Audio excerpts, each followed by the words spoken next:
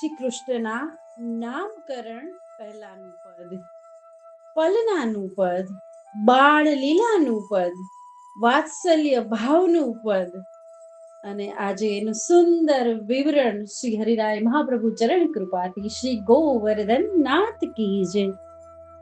વારી મેરે લટકન પગધારો છતિયા, વારી મેરે લટકન પગધારો છતિયા.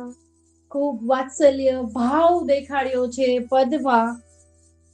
શ્રી યશોદાજી નાનકડા ઠાકોરજીને, જેનું હજી નામકરણ નથી થયું, કૃષ્ણ નામ નથી પડ્યું, એવા નાનકડા બાલ સ્વરૂપ શ્રી કૃષ્ણને કહે છે કે વારી મેરે લટકન. અહીંયા લટકન શ્રી કૃષ્ણને સંબોધીને કૃષ્ણનું નામ કહે છે કે જે લટક મટક ચાલ વાળા છે, એવા સુંદર ચાલ વાળા પ્રભુને શ્રી યશોદાજી લટકન કહે છે અને કહે છે કે વારી જાઉં મારા લટકન, પગ ધરો છતિયા. યશોદા મૈયા કહે છે કે મારા લાલને હજી ચાલતા નથી આવડતું, સીધો નંદાલયમાં ચાલશે તો પડી જશે. તો જેમ એક લૌકિક માં પણ પોતાના બાળકને ખબર હોય તો બે હાથેથી પકડી અને પોતાના અંગો પર ચલાવતી હોય, કદમ ભરાવતી હોય, એવી રીતે યશોદા મૈયા એને તેડ્યો છે લાલનને અને કહે છે કે એક એક પગ મૂક, એવી રીતે એક એક ચાલ કર. એવી રીતે યશોદા મૈયા લાલનને ખેલાવે છે અને કહે છે કે પગ ધરો છતિયા, તમે ચાલતા શીખો લાલન, એવું કહે છે. વારી મેરે લટકન પગ ધરો છતિયા. અને એક ગોપી એ ભાવથી કહે છે કે મારા હૃદયમાં વસી જાઓ, આપના ચરણ કમળ મારા હૃદયમાં વસાવો. એ એક ગોપીનો ભાવ છે. કમલ નયન બલી જાઉં વદન કી, શોભિત નૈની નૈની દ્વે દૂધ કી દતિયા.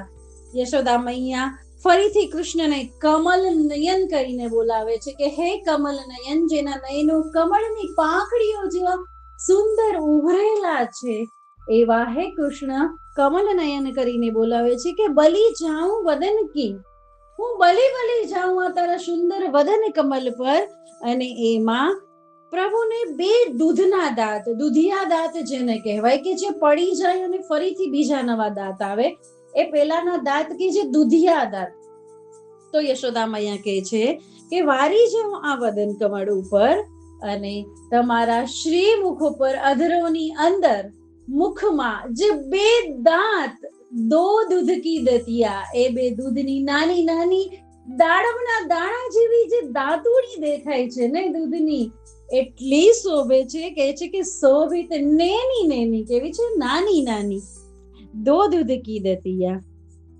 પછી શ્રી યશોદા મૈયા ઠાકોરજીને ખોરામાં પધરાવે છે અથવા પલનામાં પધરાવે છે. પ્રભુ શોતા નથી હજી, તો યશોદા મૈયા આંગળીઓ ગણાવે છે કે જેમ કોઈ પણ મા બાપ નાના બાળકોને ગણાવતા હોય અને કહે છે કે યહ મેરી યહ તેરી યહ બાબા નંદજુ કી યહ બલભદ્ર ભૈયા કી યહ તાકી જો ઝુલાવે તેરો પલના. ખૂબ સુંદર ભાવ છે. યશોદા મૈયા ઠાકોરજીનો હાથ આંખમાં પધરાવે છે અને આંગળીઓ ગણાવે છે. એમાં કહે છે કે યહ મેરી, એક પોતાની કહે છે, યહ તેરી, આ તારી છે કૃષ્ણ, યહ બાબા નંદજુ કી, આ પિતાશ્રી નંદ બાવાની છે, યહ બલભદ્ર ભૈયા કી, આ બલદાઉની છે, અને પાંચમી કોની?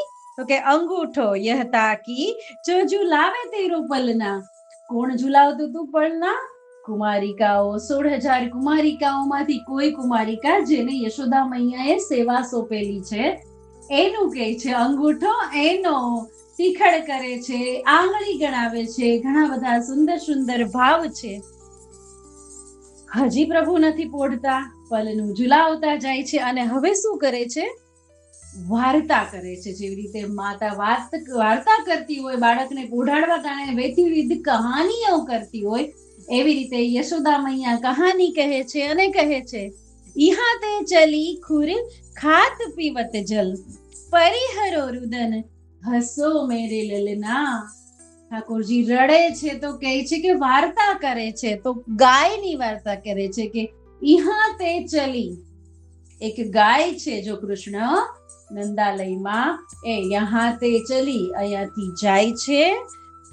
ખુર એટલે કે એના પગની ધ્વનિ, જો પગની ધ્વનિ થાય છે, ખુર એટલે ગાયના પગમાં પહેલો લહેલો કાળો અને એક કઠણ જે પેલું હોય એ ખુર, એની વાત કરે છે. અને કહે છે ખાત, જો ઘાસ ખાય છે. પીવત જલ, જો એ ગાય જલ પીવે છે એમ કરી અને વાર્તા કહાની કહે છે. તેમ છતાં શ્રી ઠાકોરજી બાળ લીલામાં રુદન કરી રહ્યા છે તો કહે છે પરિહરો રુદન. ગિરધર લાલજી શ્રી કૃષ્ણ પરિહરો એટલે કે ત્યાગ કરો રુદનનો અને હર્ષો મેરે લલના, ખૂબ પ્રયત્ન કરે છે ઠાકોરજીને પોઢાડવા માટે, કેલી કરાવવા માટે, આનંદ દેવા માટે, સુખ કરાવવા માટે, વાત્સલ્ય ભાવથી શ્રી યશોદા મૈયા ભરેલા છે, હસાવવાની કોશિશ કરી રહ્યા છે. હસો મેરે લલના. રૂનક જુનક બાજત પેજનિયા, રૂનક જુનક પગ બાજત પેજનિયા, કલબલ કલબલ બોલો મૃદુ બનિયા. રૂનક જુનક બાજત પેજનિયા, શ્રી ઠાકોરજીના પગ જ્યારે નાનું બાળક હાથ પગ ઉલારતું હોય ત્યારે ઠાકોરજીના પગમાં જે પૈંજનિયા બાંધેલી છે એ રૂનક જુનક કરી રહી છે, રૂનઝુન અવાજ આવી રહ્યો છે, ધ્વનિ ઉઠી રહી છે. અને નાનું બાળક જે હોકારા કરતું હોય વાર્તાની સામે તો બતાવે છે અલબલ કલબલ બોલો મૃદુ બનિયા. એ હોકારા કેવા છે તો કે મૃદુ છે, મીઠા છે. એ વાણી અલબલ કલબલ જેવી વાણી છે, તોતડી વાણી છે શ્રી ઠાકોરજીની, એવું કહેવા માંગે છે. પરમાનંદ પ્રભુ ત્રિભુવન ઠાકુર, પરમાનંદ દાસજીને આ લીલાના દર્શન થઈ રહ્યા છે અને પરમાનંદ દાસજી આ અત્યંત સુંદર પદ રચી અને આપણને આ લીલાની ઝાંખી કરાવવાનો પ્રયત્ન કર્યો છે પરમાનંદ દાસજીની કૃપાથી. પરમાનંદ દાસજી કહી રહ્યા છે કે પરમાનંદના પ્રભુ ત્રિભુવનના ઠાકુર છે. શું કહેવા માંગે છે કે ત્રણેય ભુવનના ઠાકુર, જે દેવોના દેવ છે, એ નાનકડું બાળક બનીને આજે નંદાલયમાં યશોદા મૈયાના ખોળામાં પલનામાં ઝૂલે છે, રુદન કરે છે, બાળ લીલા કેલી કરે છે અને જાય ઝુલાવે બાબા નંદજુકી રનિયા. બાબા નંદજુની રનિયા કે યશોદા મૈયા ની પાસે ઝૂલે છે ત્રિભુવનનો નાથ, 1000 હાથ વાળો પૂર્ણ પુરુષોત્તમ નાનું બાળક બનીને કલબલ કલબલ મીઠી વાણી બોલે છે અને દૂધ કી દતિયા જેને સોહાઈ રહી છે. યશોદા મૈયા વારી જાય છે, પોતાની છાતી પર પગલા ભરાવે છે. આવું વાત્સલ્ય ભાવથી સુંદર ભરેલું પલનાનું પદ પરમાનંદ દાસજીની કૃપાથી. શ્રી ગોવર્ધન નાથ કી જય.